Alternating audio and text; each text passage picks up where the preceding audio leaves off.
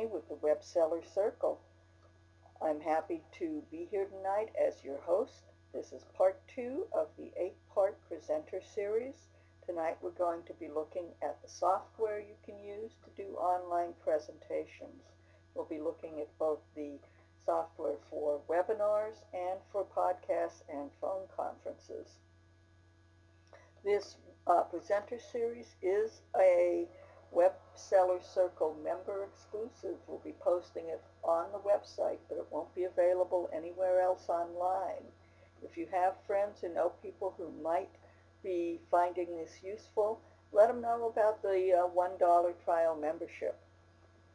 And before we go on to the beginning slide, let me remind you that there are materials to be downloaded. You should see the word materials in your control panel.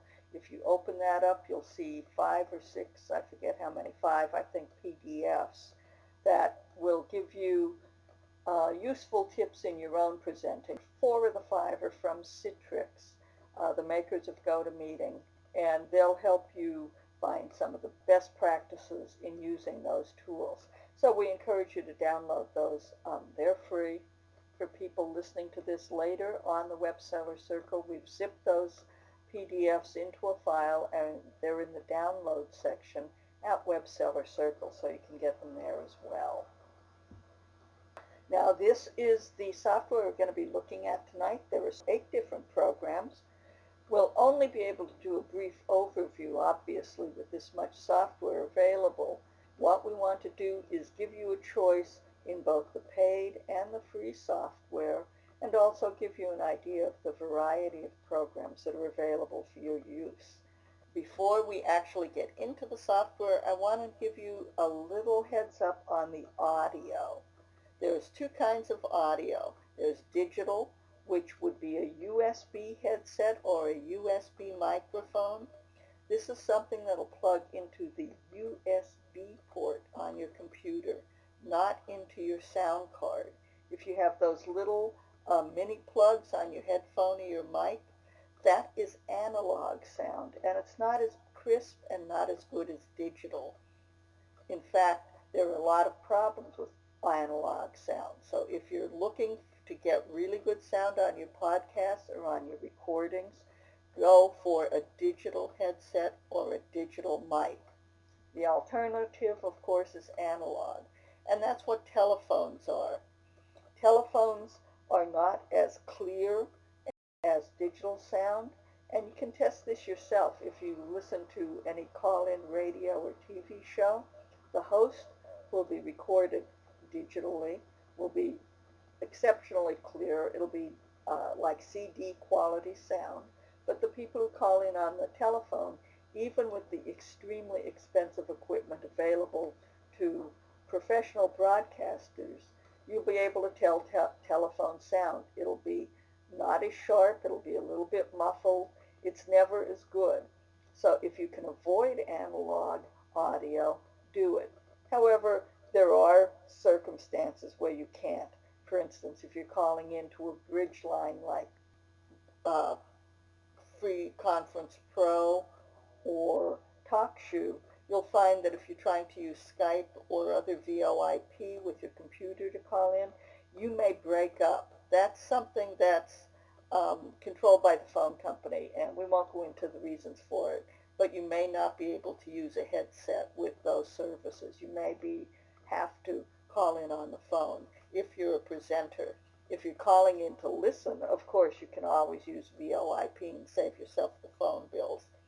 But if you are a presenter and you do have a choice, give yourself every advantage you can and try to use the digital sound. Now, all of this we talk about, all of the hardware and all of the software, remember, it's not the important thing. Your connection with the audience is what is important. All of the rest of it is just tools.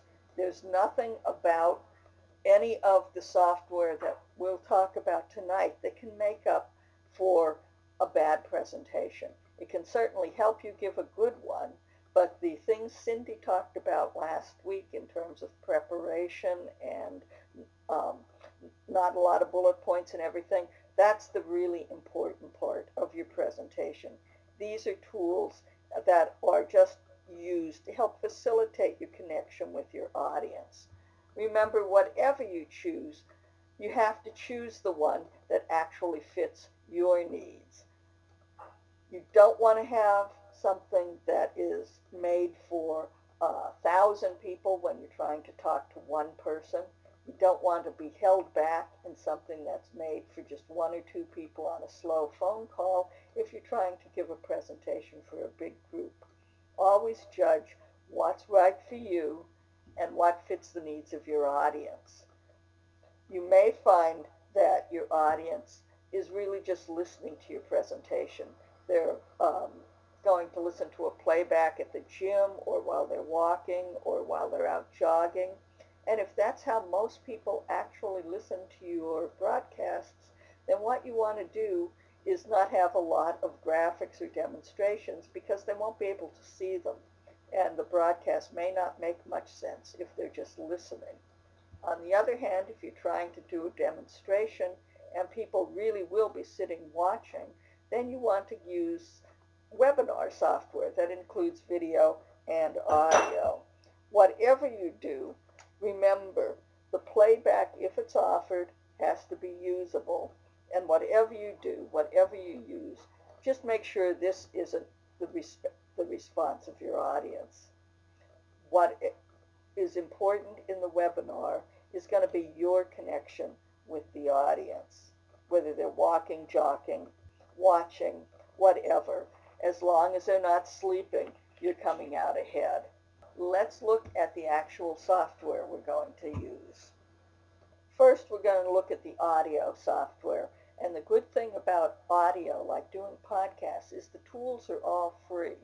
They do scale in terms of the technical expertise you need, but each of these, whether it's Skype, TalkShoe, or Free Conference Pro, are all free.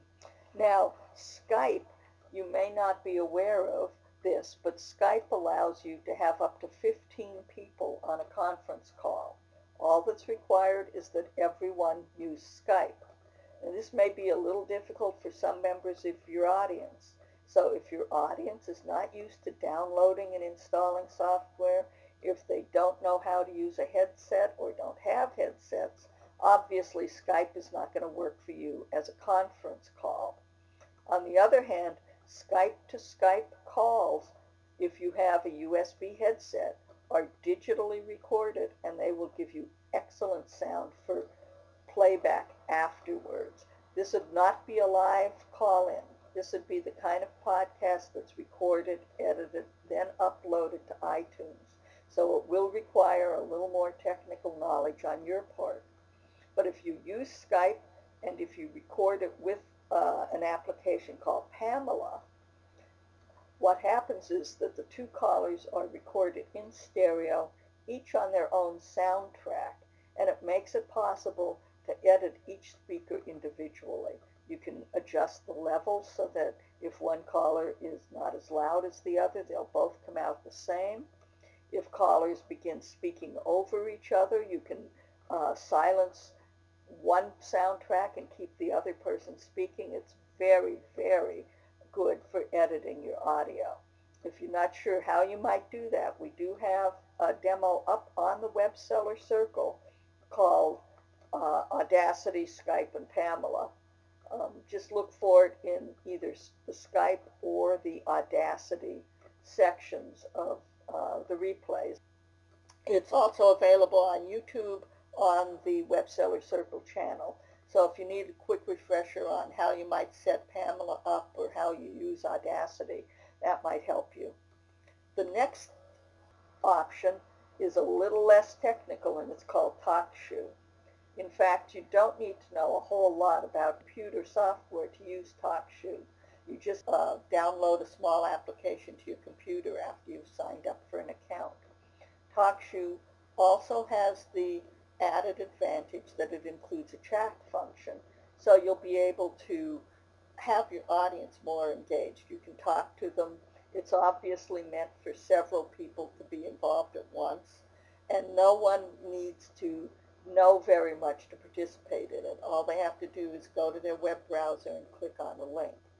And it's even simpler to upload the podcast afterwards to iTunes and other repositories like that. So TalkShoe is a really great way to get into podcasting. You may or may not feel restricted by it after you've become an expert, but it's a perfect way to get involved in podcasting. And the last option is Free Conference Pro. Now, if your listeners are not at all computer savvy, in fact, if they don't think they have computer speakers, and believe me, I work with business people, and I hear this, that they don't have computer speakers because in offices it's very distracting to hear all these beeps going on over cubicle doors and stuff. You may want to use something like Free Conference Pro that requires no computer connection at all. It's strictly telephones. It is a long-distance call, so your audience may end up paying long-distance charges depending on how their service works. Cell phones, you'd just be using minutes. Voice over IP, again, would be free, although there are usually problems with VoIP and Free Conference Pro. But again, you want to tailor this to the needs of your audience. Now, Free Conference Pro does have one big drawback I want to warn you about. During the busy evening hours, that would be prime time on the East Coast from about 5 to 9 on the West Coast, Free Conference Pro is known to drop calls. In fact, we used it for our first call on the Web Seller Circle for the roundtable, and our call was dropped after about half an hour. Took us about 15 minutes to reconnect, and by that time we'd lost most of the audience. So for something that's really crucial, you may not want to rely on Free Conference Pro, or you want to use it earlier in the day. But other than that, it's a really excellent choice for something where you want to have a bridge call. It'll allow you about 100 callers, I believe, on the line. TalkShoe, of course, is unlimited, and Skype will allow 15. Now let's talk about adding video to your presentation. You may be surprised to learn that there are actually a lot of free choices for adding video. There are streaming video services that require you to have webcams. Those are one-way sort of things where you talk and the audience listens. Usually you cannot share or show your screen with those. If you want it to be a more traditional webinar where you show your screen, you're a little bit more restricted in the services you can use. The most popular one is a service called DIMDIM. Despite the rather silly name, it is very simple to use. It works within your web browser. You can have up to 20 people on the call. You can share the screen. People can see what you're doing. You can upload documents. There's a whiteboard function. It actually is very flexible for a free application. It lacks a few of the features that we'll talk about in a minute with the paid services, but if you're just beginning to do this and you're building your audience and you don't want to invest a lot of money, DIMDIM is really an excellent way to build your reputation as a broadcaster and to get your audience involved. Again, they don't have to download software. They just need to go to their web browser, click on a link, and go join your meeting at DIMDIM. The other option you have for free that works rather well is Adobe's Connect Now. Adobe has changed the name of this service about 27 times in the last year, so if you search for it, you may find a lot of things that have been discontinued. Right now, it's called Adobe Connect Now, and it's part of the Adobe.com suite. For free, you can connect up to 3 people. This is obviously not something where you're going to have a large audience at a webinar, but if you meet with people and you are giving one-on-one instructions, if you're trying to teach a class for one individual who's on the other side of the country, or you want to help someone out with a problem they're having, like Phaedra does, for instance, on Bonanza, or I have clients that I offer remote training to. Adobe Connect will help you with that. As I said, it's limited to 3, but those kind of sessions are often one-on-one. Now, I don't use Adobe Connect for that because I tried it out when it was first introduced and I found it rather unreliable. Adobe's been working on it quite a lot since then, and word is that it's improved. I myself have never gone back and tried it again because I had such a terrible experience with it, but other people say it's good. So it's certainly worth looking into and experimenting with. I would experiment before I used it on a client. I would call a friend and try sharing desktops and switching remote control and switching presenters. And if you're happy with it, it's a good way to do the kind of service where you want to be able to not only show people what to do, but maybe reach over and take control of their mouse and actually do something for them. Adobe Connect will allow you to do that. I don't believe DIMDIM will. Here's what the DIMDIM screen looks like. As you can see, it's all within your web browser. It's got a small control panel showing you the people available. It has some tabs across the top, and it has various functions. You can chat, you can see people with webcams, you can use whiteboards, you can share documents, as we said. So it's very flexible, and it's all within your browser. It's perhaps a little bit different than what you're used to if you've used GoToWebinar or you've gone to a lot of seminars from other people. This is the Adobe Connect screen. It looks a little more like the traditional GoToMeeting or WebEx screen. Now that I've mentioned GoToMeeting and WebEx, let's talk a bit for the paid video. GoToMeeting is one of the originals in this space. It has expanded to the point where you can now have 15 people online at any time. It lets you do active web sharing, meaning you can see my screen, I can change presenters, and you can, or one of the attendees at the webinar can become the presenter. You can do remote control where you are supporting clients. You have a lot of options, including voice over IP, so your people can listen for free rather than call in. If they have microphones, they can speak. You have a built-in chat function. There's quite a lot you can do with GoToMeeting, and there are a lot of ways to integrate it into your business if you do more consulting work or if you're an eBay educational specialist. I know several people that do this quite successfully, and I do it not with my e-commerce clients, but with some small business clients that I support, and I charge businesses a retainer. I normally charge them $15 for 15 minutes of remote support. What I do is I offer businesses a retainer where they can have up to 1 hour support for $15 every month. And you get a few of those people and it pays for the software, and nobody uses their whole hour every month. They call in very rarely with problems, and it usually takes you 5 or 10 minutes to fix them. So you might want to try something like that if you do consulting. It'll work with almost any clients, whether they're in a business or you're selling them social media or websites or Facebook, whatever. It's a real interesting way to help you pay for your software. The other product is called WebEx.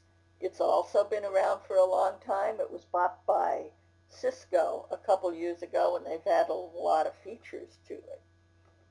And the third one you might be familiar with is GoToWebinar. Now, I'm not going to spend much time on GoToWebinar because it's very expensive. It's about $100 a month. And unless you really have a need for that large an application, it's hard to justify spending that kind of money on GoToWebinar. So say you have a webinar and you announce it, and you get 30 or 40 signups, and you think, oh my gosh, my thing only supports 15 or 20. First of all, you want to let people know it's first come, first served. And second of all, you're going to find that if you have a 50% attendance rate, you're actually doing pretty good. People sign up for webinars because they want to go to them, but frequently, when it comes to the day and the time, they're busy and they plan to come back and watch the replay. So if you have 15 or 25 seats available for your webinar people, you'll probably be good. Very few people use the full 1,000 seats available in GoToWebinar. So let's look a little bit more closely at the other ones. Kat's just asking me a question about keeping things exclusive and not putting them up for replays. It would depend. If it was a free presentation, I wouldn't hesitate to put it up on the web. And a thing like we're doing here for Web Seller Circle for the membership, I would put these up happily too. If it was a class where people actually paid to attend, I would not make it free publicly or put a replay up anywhere that wasn't password protected so that people in the class might be able to go back and review it later. But I don't think that you have to worry too much about the replays. It's a bandwidth question for some people. They may not have computer resources to have a lot of people looking at a video replay. And if you have that problem, ask about it on Web Seller Circle, because there's actually a really inexpensive way to do that. It's called Amazon S3, and I can help you with that on Web Seller Circle. I don't want to get into the details of that tonight. So here's the familiar presentation panel. I think you've all seen something similar to this with GoToMeeting or GoToWebinar before it starts, before the presenter logs in. You have your chat panel and control panel, usually on the right-hand side of the screen as you look at it, and the GoToWebinar window filling up a portion of the screen on the left. You want to let your guests know what to expect. You can get a slide that actually shows us from GoToMeeting or a similar slide from GoToWebinar and send it to them so they know what to expect. Here's what the screen looks like when it's active. You're sharing your screen with other people. They won't see your presenter's window. They'll just see the screen, but you'll have this window that shows the chat log. It shows who's there, how they're online. It gives you the audio mode.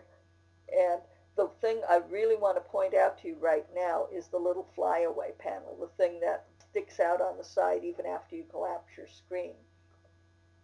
A lot of people, when I'm doing GoToMeeting one-on-one and we're trying to switch things, or I'm telling them to close a window, they say, oh, I can't, this thing is in the way. You'll notice that on this example, the flyaway window has been pulled down about halfway down the screen.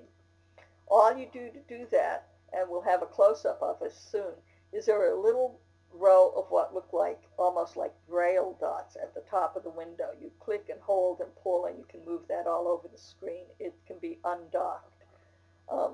So also notice at the bottom of this window, there's a little thing that looks like a magic marker. Those are tools for writing and drawing on the screen, so that when you're trying to draw people's attention to a particular part of the screen, you might want to use your highlighter. You can spotlight your cursor to attract people's attention.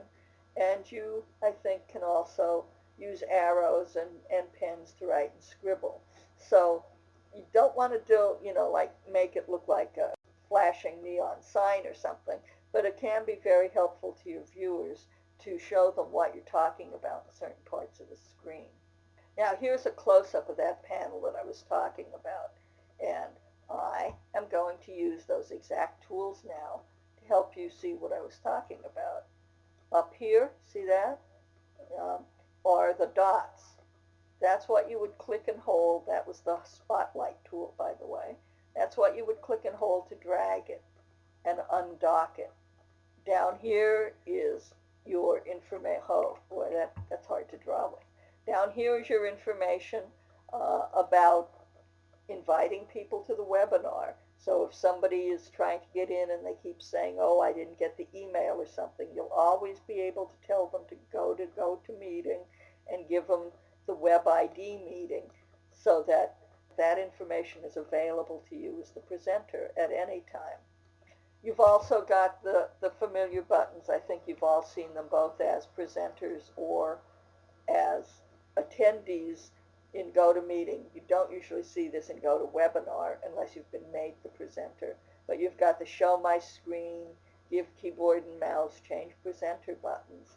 The thing that you want to notice is that under show my screen, there's a little drop down on screen, and you can pause your screen by using this. And so if you're giving a long presentation and you want to pause your screen, but not just blank it out or something, but you want to pause for a few seconds and maybe you have to check your email and you don't want everybody seeing your email, this is a way to do it. Don't forget to unpause when you come back from the break, however. That can be really embarrassing. You're talking away and people are trying to tell you that they don't see what you're doing. It gets a little odd. So if you do use the pause my screen button, maybe make a note for yourself to unpause when you're done. Here the buttons are in close-up.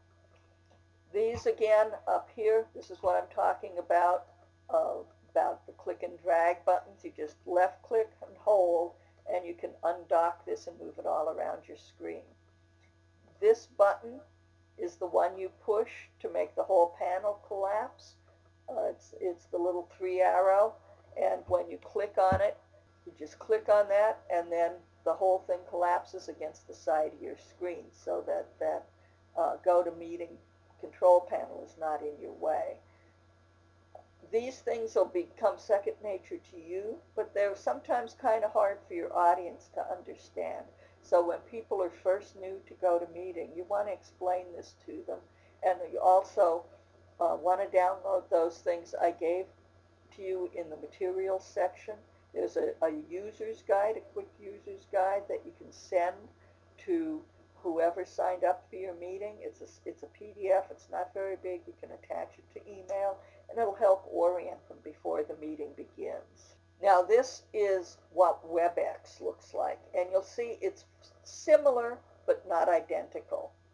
Again, you've got tabs across the top of the screen when you open a WebEx window, sort of like you had in DIMDIM, only this isn't just the whole browser window. This is like GoToMeeting, a window within your computer browser. You can have take screenshots, you can share whiteboards, which means you can mark things up. You can share your desktop. You'll have a list of attendees. What's really different with WebEx is like DIMDIM, but unlike GoToMeeting or GoToWebinar, as far as I know on GoToWebinar, you can use webcams. You can have up to 6 people streaming video simultaneously in a meeting. So if you're talking to several colleagues, it'll be like an internet telephone call where you can see each other as you talk. You have what they call panels in WebEx, which come out like this as little breakaway panels instead of just going straight down the screen, although you can run them down the side. And they're dockable and undockable, and your viewers are not supposed to be able to see them. So that's another thing that sets that apart, apparently, from GoToMeeting, because when I undocked the toolbars here, you all were able to see the timer. So now what are the differences? These two applications, GoToMeeting and WebEx, are very similar.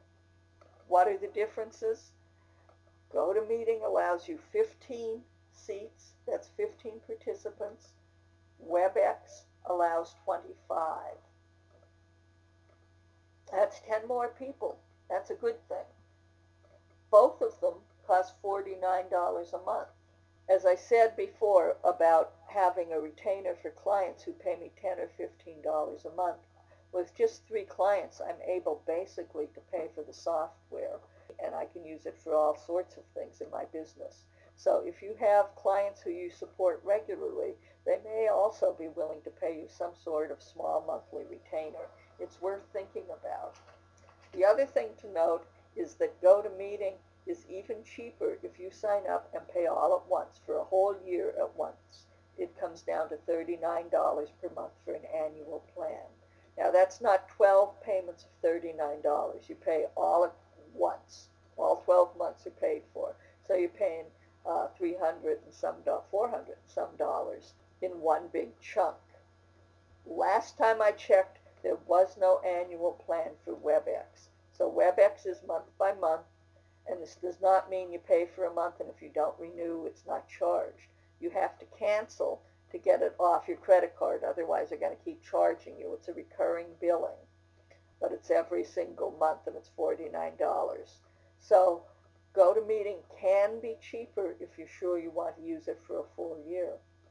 The other thing I want to tell you about GoToMeeting is that I have never paid full price for it. I've had it for about 5 years, I think.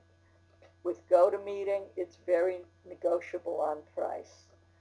If you sign up for it and you cancel after the 15-day free trial, and all of the software, by the way, all of the paid software will give you a free trial. If you sign up for the 15-day free trial with GoToMeeting, I know this with GoToMeeting, I don't know if it's the same with WebEx, and then you cancel, they'll send you an email saying, how about if it's not $49? How about if it's $45? And you say, nope, still too pricey. You're in good position to get it for $39.95 a month instead of $49 a month. The people at Citrix do negotiate with you. And even if after 15 days you do want to keep it and you're still negotiating and something comes up, just sign up for WebEx and take their free trial while you're still dickering with the other company. And try it the other way around as well. If WebEx fits your style better, try telling them you'll sign up for less. If they'll GoToMeeting's prices of $39 per month, they may well do it. Don't just settle for the first thing they tell you. So that's basically what I have to say as an overview. I do want to remind you that these are just tools. None of them are perfect. None of them are right for everyone.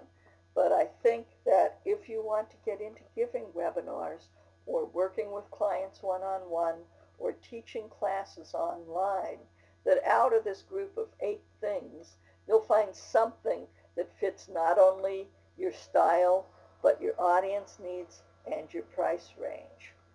So, thank you all for being so patient and listening. Are there any questions? Melinda wants to know which is my favorite. I've been using GoToMeeting for years, and I like it quite a lot. I use it with clients one-on-one for support, and we use it for classes online. I've taught several classes, and I use it for webinars like this, for small webinars. Right now I'm using, and this is being broadcast in, a beta of a new product from Citrix called GoToTutorial that has a lot of the features of GoToWebinar combined with GoToMeeting, but for a much smaller audience. It's like 200 people instead of 1,000. We have no word yet on their pricing on this because it's still in beta. So I don't know if it'll be closer to GoToMeeting in price, or maybe it'll be closer to WebEx in price. But it's a really interesting tool, and I'm thinking that if it's at all affordable, I'm going to upgrade to GoToTraining once it's available. Marlene asked if I let other clients control my computer when I'm doing remote control. I don't let anybody into my computer, but we can switch to the client's computer. What that is I make them the presenter, and I can see their desktop. Frequently, that's all I need is to just see their desktop, and I can guide them as they do things. Like I'd say, open your Internet Explorer, and let's go to your blog, and you log in. I don't want to know your password. You log in, and we'll try and diagnose the problem.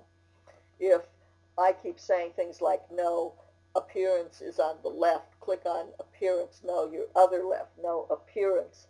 After a while, I say, why don't you let me have control of your keyboard and mouse, and then hopefully show the person what part of their computer I'm talking about, where these controls are, what it is I want them to do, and then I give control back to the client and walk them through some more, so that we're usually looking at the client's desktop rather than mine, and I'm talking and they're interacting.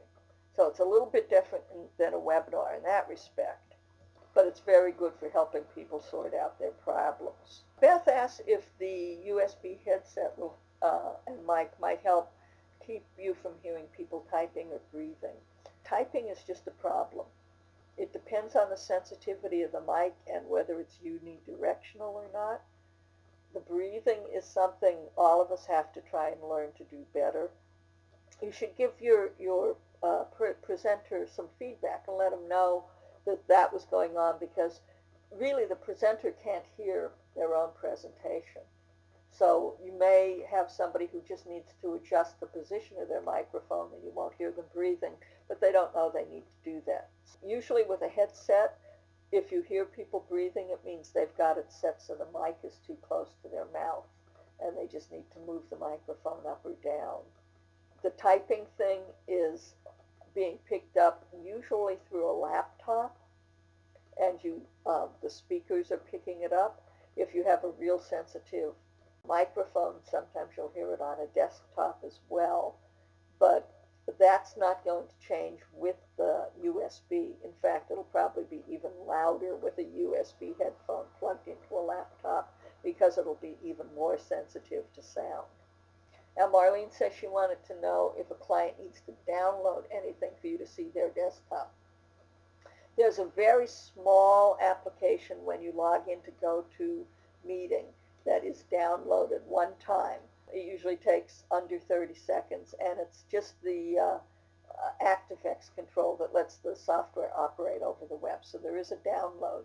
With DIMDIM, there is no download. It's all in the browser. And as long as they have Flash enabled, there's usually no download at all. But with both WebEx and GoToMeeting, there is a short and small download. Kat says she was taught to have the mic placed above her nose, and I've heard that too. The other thing I've heard people do, as far as the mic in your nose, that's a good thing to do. That also helps if you have the kind of microphone where you have plosives. When you say a P or a B, it really pops sometimes. If you have that trouble, having the mic by your nose keeps that puff of air from hitting the microphone, so it helps control that. And the other thing that people have suggested is that you don't listen on the earphones. You just wear the mic around your neck, and it's like a lavalier microphone. And that also helps keep out the breathing and the plosives. So you might, if you hear you have trouble with these things, you might try any of those. Oh, Marlene says there is a download for DIMDIM. Well, okay. So you can see it's been a while since I used DIMDIM too. How do you overcome the anxiety, particularly with newbies, to downloading anything? That's an excellent question. And that's why it's a good thing to use these PDFs that GoToMeeting has provided. They help set people's mind at ease because they talk about security and what you can do. You can also send them to the website ahead of time so they can read the information on the screen. All of these applications have very tight security. You can't pass viruses from computer to computer. You can't actually come back and control somebody's, like if I give somebody control of the keyboard and mouse on my computer and they're helping me remotely, I can take it back at any time, even if they're moving the keyboard and mouse. All I have to do is just touch my mouse and the keyboard control reverts to me. You can always block your screen. You can stop sharing. There are a lot of security measures built into this software. Can put people's minds at ease if you recognize that their questions are not silly, and you go and you get the information from whatever software company you're using. As I said, we have that stuff from GoToMeeting available to you tonight and on the Web Seller Circle. And usually people who are worried, not because they're very sophisticated about computers, but because they're not. So if you talk to them a bit about security and firewalls and viruses and all of that, usually they'll feel a lot better. And Kat says, so it's just a trust issue. Pretty much, yeah. But also, you know, you might point out all of the kinds of people that give webinars now. Microsoft does it. Huge companies do it. Small individuals do it. It's not just you. And these companies like Citrix and Cisco, the parent companies of GoToMeeting and WebEx, they're huge companies. They're very big companies, and they're not going to risk their reputation and their income because somebody is misusing their software. They're going to build in the kind of software that prevents that sort of misuse. So if your client trusts you enough to take your advice on how to run their business, hopefully they'll trust you enough that when you explain the software, they'll believe that it's safe to run. Can you do a training with GoToAssist? You know, I've never used GoToAssist, Marlene, and as far as I know, it's very similar to GoToMeeting, so you can probably, because you have the remote control, but I don't know how many people you can invite with GoToAssist. It gives you sort of more robust control of other people's computers, and I think you can connect to, like me, to the 5 or 6 other computers and have a lot of remote control going on from my end, rather than those 5 or 6 computers looking at my screen. That, I think, is the big difference. So it's probably not the best tool for a presenter, unless, of course, you're more into offering. Um, I don't want to say offering help to people, because GoToMeeting is great for that. DIMDIM's pretty good from what I've seen. WebEx is very good for that. All of those let you train people on how to use it. GoToAssist is much more for networked computers and for network administration. So it's more of a business application. Thank you all for coming and being so helpful tonight. You had lots of really great questions, and I hope that this will help you choose some software. We do include in the download section the URLs to all of these companies we talked about tonight. So even if you don't download the GoToMeeting software, do download the one called Resources for Presenters. It tells you how much the things cost and where you can get them. That'll help you after the meeting if you're trying to remember what was that one that wasn't GoToMeeting, that other one. It'll give you a clue. So take a look at that, and I thank you. Don't forget our presentation next week when Cindy will be back. So thanks a lot, and I hope to see you all next week.